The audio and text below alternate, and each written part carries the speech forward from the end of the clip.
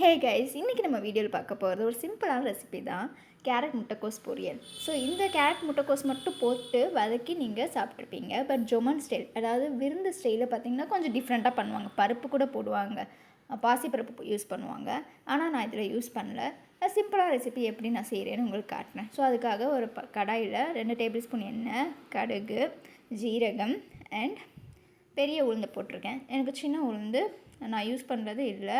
பெரிய உளுந்து தான் கொஞ்சம் டேஸ்ட்டாக இருக்கும், அதனால் நான் பெரிய உளுந்து போட்டிருக்கேன். ஐ மீன் அந்த உடையாத உளுந்து. ஸோ இந்த மாதிரி நீங்கள் இதை வேணால் சேர்த்துக்கலாம், இல்லை உங்களுக்கு வந்து கடுகு உளுந்தம் பருப்பே பிடிக்காது அப்படின்னா ஸ்கிப் பண்ணிக்கலாம். ஸோ நான் வந்து இதில் யூஸ் பண்ணிக்கிறது கடலெண்ணெய் யூஸ் பண்ணியிருக்கேன்.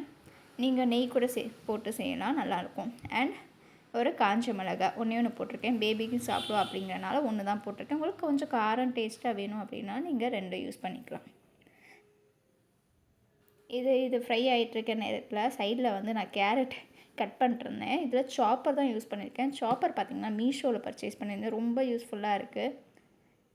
கரெக்டாக அதே சைஸ்லேயே எல்லாமே வெட்டுமா அப்படின்னு கேட்டிங்க, கண்டிப்பாக இல்லை. ஒரு மாதிரி கொணரமாக தான் இருக்கும். பட் அவசரத்துக்கு நம்ம வந்து யூஸ் பண்ணிக்கலாம். ஸோ ஒர்க் பண்ணுறவங்க எல்லாருமே இந்த இது வாங்கி வச்சுக்கிட்டிங்கன்னா ரொம்ப யூஸ்ஃபுல்லாக இருக்கும். இந்த மாதிரி தான் வெட்டும். பட் இன்னும் நல்லா ப்ரெஸ் பண்ணி கட் பண்ணோம் அப்படின்னா நல்லா தான் இருக்கும். அவ்வளோதான். நான் ஒரு 3 கேரட் கிட்டே எடுத்திருக்கேன். ஒரு மீடியம் சைஸான கேரட் தான், ரொம்ப பெருசு கிடையாது. ஸோ 3 பேர் அளவுக்கு, 2 பேர் அளவுக்கு ஓகே, கொஞ்சம் இது பேபிக்கு, அவ்வளோதான். நல்லா வதக்கிக்கோங்க. கொஞ்சம் சாஃப்டான பதத்துக்கு வந்ததுக்கப்புறம் முட்டைக்கோஸ் போட்டிருக்கேன். முட்டைக்கோஸ் கொஞ்சம் 2-3 இது பார்த்திங்கன்னா பெருசாக வந்துடுச்சு பீஸு. அது ஒன்றும் பிரச்சனை இல்லை, வதங்கும் போது அது நல்லா சாஃப்டாகிடும். முழு முட்டைக்கோஸில் கால்வாசி தான் எடுத்திருக்கேன்.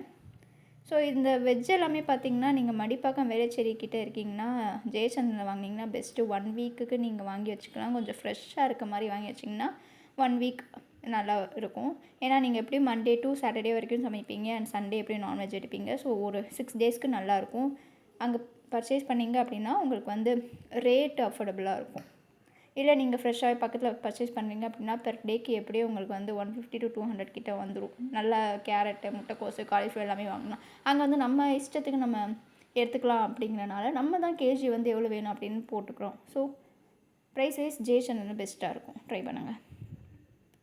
அவ்வளோதான். உப்பு போட்டு நல்லா வதக்கி வச்சுட்டேன். ஸோ சைடில் பார்த்திங்கன்னா தேங்காய் துருவிருக்கேன். தேங்காய் அந்த இதில் சாப்பரில் ஒர்க் ஆகலை, அதனால் மிக்சியில் போட்டு எடுத்திருக்கேன். ஒரு கால்வாசி தான், ஹாஃப் தேங்காயில் கொஞ்சம் கால்வாசி தான் எடுத்திருக்கேன். ஏன்னா அது கொஞ்சம் வந்து ஸ்வீட்னஸ் கொடுத்தும். சில பேர் வந்து லைட்டாக வெல்லம் கூட போடுவாங்க இதில், பட் நான் அதை யூஸ் பண்ணல. நான் இதில் தேங்காய் ஜஸ்ட்டு துருவி போட்டிருக்கேன், அவ்வளோதான். ஸோ இது வந்து நல்ல ஒரு ஸ்வீட்னஸ், கொஞ்சம் ஸ்வீட்னஸ் கொடுக்கறனால அந்த ஜொமன் ஃபீல், விருந்து ஃபீல் வரும், நல்லா இருக்கும். அவ்வளோதான்.